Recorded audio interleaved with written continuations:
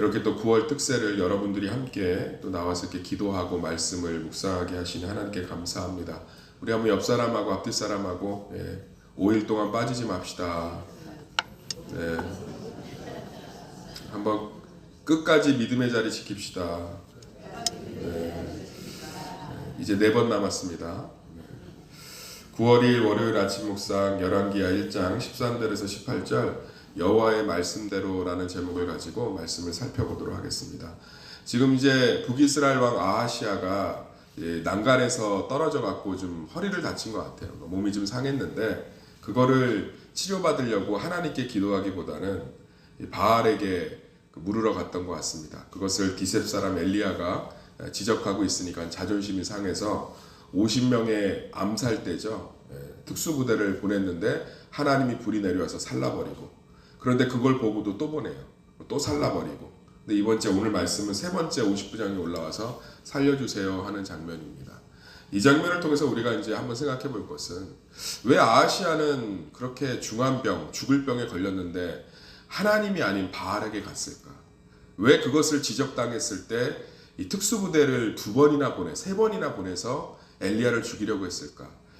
이 바알에 미친 나라잖아요. 바알 섬기라고 뭐 홍보하고 왕부터 철저하게 바알을 섬기는데, 자기가 몸이 아픈데 바알이 아니라 하나님께 기도하면 이스라엘 백성들이 아이 왕도 이 뭐 자기 몸 아플 때는 하나님 찾는데 바알은 아닌가 보다 이렇게 생각할까봐 자기 자존심을 지키려고 끝까지 바알한테 간 거예요. 그리고 그 수치, 자존심을 건들고 나니까 이제 이 왕이 엘리야를 죽여서라도 자기 자존심, 당한 수치를 회복해야 되죠. 사랑하는 성도님들, 우리는 삶이 주는 결과들 안에서 우리들이 얼마나 죄인이고 얼마나 부족하고 얼마나 하나님 보시기에 무지한지를 빨리 이 50부장, 세 번째 50부장처럼 받아들여야 되는 줄 믿습니다. 결국은 하나님 앞에서 자존심을 굽히지 않았던 아하시아와 첫 번째 특수부대와 두 번째 특수부대는 다 죽었지만, 오늘 말씀에 나오는 세 번째 50부장은 납작 엎드려서 나의 생명이 하나님께 있음을, 나의 삶이 하나님께 온전히 있음을, 나의 길흉화복이 하나님께 있음을 고백하고 있지 않습니까?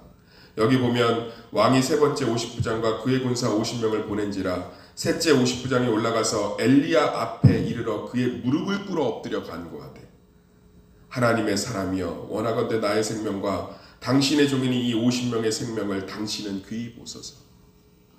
사랑하는 성도님들, 우리는 우리 삶에 있는 모든 결과물 안에서, 우리의 인생의 여정 가운데 문제 안에서 다시금 하나님을 신뢰하고 다시금 하나님 앞에 엎드려야 되는 줄 믿습니다. 내 삶의 모든 것은 하나님께 있습니다. 내 삶의 모든 것은 하나님께 있습니다.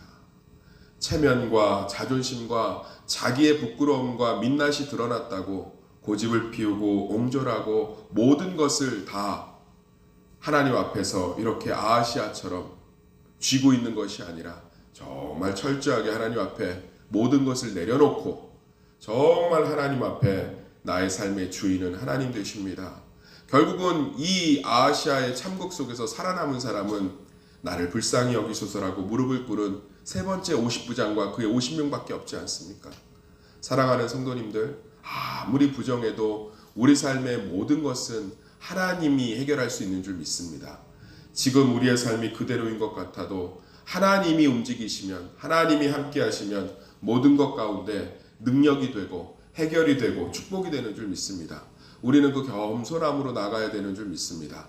어쩌면 겸손하게 우리 삶의 결과는 우리 삶의 선택의 결과인 거예요.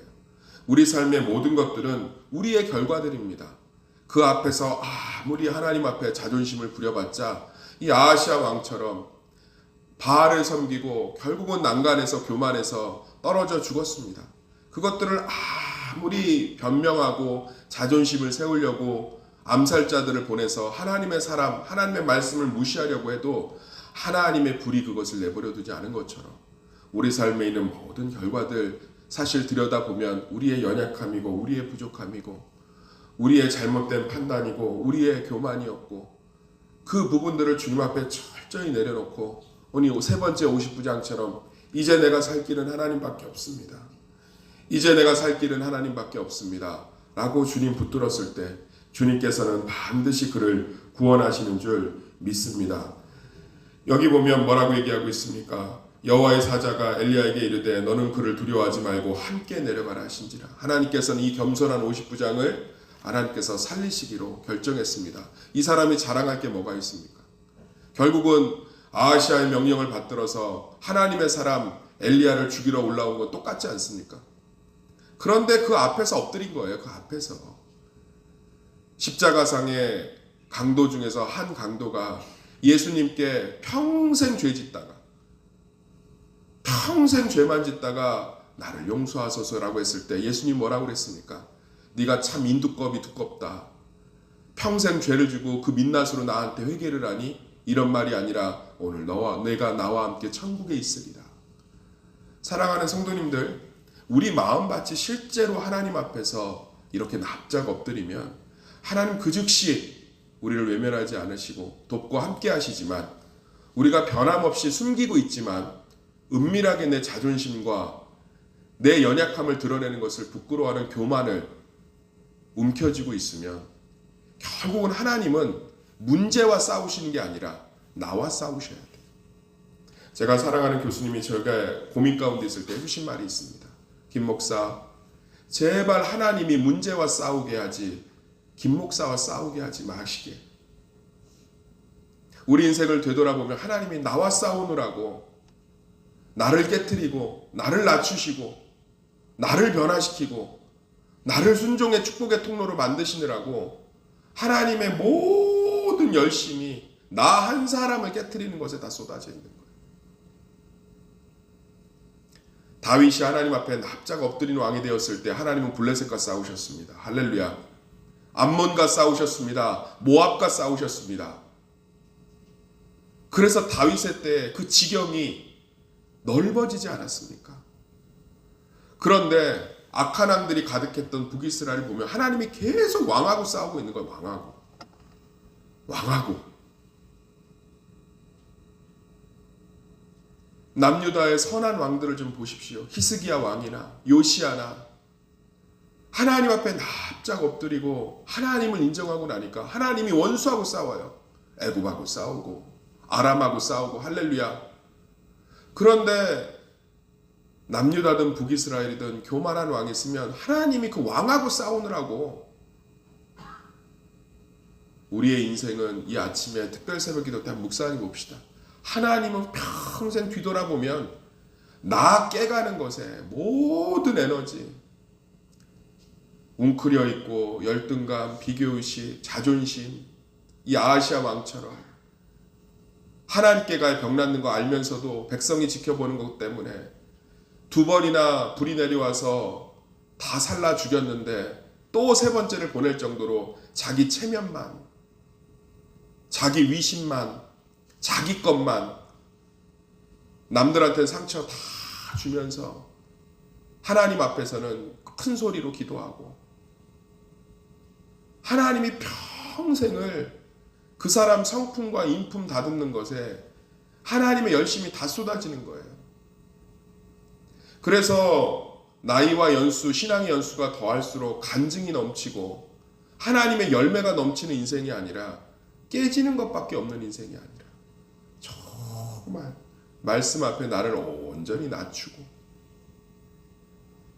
저도 목회를 하다 보면 정말 자존심이 상할 때가 많아요. 목회를 하다 보면 뭐 이런 것까지 라는 생각이 들 때가 종종 있어요. 목회를 하다 보면 내 자신이 너무 부족하다고 생각해서 다 밀어내고 싶을 때가 있습니다.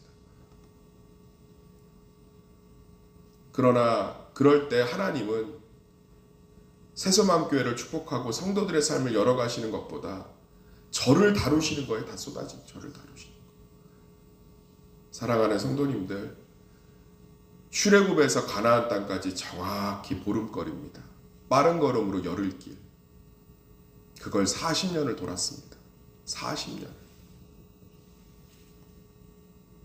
말씀 앞에 우리의 모든 것을 내려놓고 우리 삶의 결과들을 주님 앞에 온전히 내려놓고 다시금 주님 앞에 우리의 마음들을 들여서 50부장의 고백처럼 왕의 말을 듣고 엘리야를 죽이러 왔다. 납작 엎드려서 엘리야여 나를 살려주소서. 당신만이 나를 구원할 수 있습니다. 이 50명의 생명을 불쌍히 여기소서. 하나님이 뭐라 하십니까? 엘리야야 그와 내려가라. 내가 그를 살리리라. 사랑하는 성도님들, 결국 아하시아는 어떻게 됐습니까? 자존심을 끝까지 굽히지 못해서 자기 길로 갔어요. 17절 보면 왕이 엘리야가 전한 여호와의 말씀대로 죽고 그가 아들이 없으므로 여호람이 그를 대신하여 왕이 되니. 아들도 없었어요. 이 고대 근동에서 아들이 없다라는 건 형편없었다는 거예요. 삶이. 아무것도 없는 삶이 자존심 지키려고 2번이나 군대를 보내서 하나님의 말씀을 짓밟으려 하고, 아무것도 없는 사람이 백성들한테 백성들 눈치 보느라고 바알한테 가서 자기 병 묻고, 아무것도 없는 사람이 우리가 뭐가 있습니까? 이 아침에 우리가 묵상하면 우리에게 뭐가 있습니까? 솔직히 아무것도 없잖아요. 아무것도 없어요. 아무것도. 진짜. 그러면 우리 하나님밖에 없는 줄 믿습니다. 그럼 하나님이 있으면 다 있는 건 줄 믿습니다. 우리 안에서 꼼짝꼼짝 해봤자 죄송한 표현이지만 도찐 개찐이에요. 아무것도 없어요. 하나님만 있으면 되는 줄 믿습니다. 우리 정말로 오늘 말씀 묵상하면서 하나님이 맨날 북이스라엘은 왕들하고 싸우느라고 아무것도 못해. 아무것도. 왕 깨가시느라고. 이놈 때리면 저놈이 더하고, 저놈 때리면 이놈은 더하고, 이놈 때리면 저놈은 좀 덜한 것 같은데 나중엔 또 더하고. 근데 남유다는 좀 달라요. 선한 왕들이 좀 있어요. 하나님과 동행하고 하나님과 함께하고 하나님 앞에서 낮아지고, 애굽이 쳐들어와도 하나님께 엎드리고, 고개를 들지 못하고, 그럼 하나님이 애굽을 이기게 하시고, 아람을 이기게 하시고, 블레셋을 이기게 하시고, 암몬을 이기게 하시고, 주변 근동은 다 가뭄인데 이스라엘은 하나님의 비가 내리고. 할렐루야. 우리의 삶은 치열하게 하나님이 나와 싸우고 있습니까? 아니면 우리 삶의 문제와 싸우고 계십니까? 이제 정말 온유한 마음, 겸손한 마음, 순종의 마음으로 모든 것들을 하나님께 맡겨드리고 다시금 말씀 앞에서, 말씀 안에서 예배자로 서시기를 간절히 소망합니다. 그래서 정말 우리 교회 성도들은 신앙의 연수가 갈수록 정말 하나님이 우리 문제와 싸우신 열매들이 풍성하고, 하나님의 우리의 지경을 넓히시는 간증이 넘쳐나고, 우리의 문제의 근원을 도말하시는 하나님의 역사가 넘치는 주인공들이 되시기를 예수의 이름으로 축원합니다. 기도하겠습니다.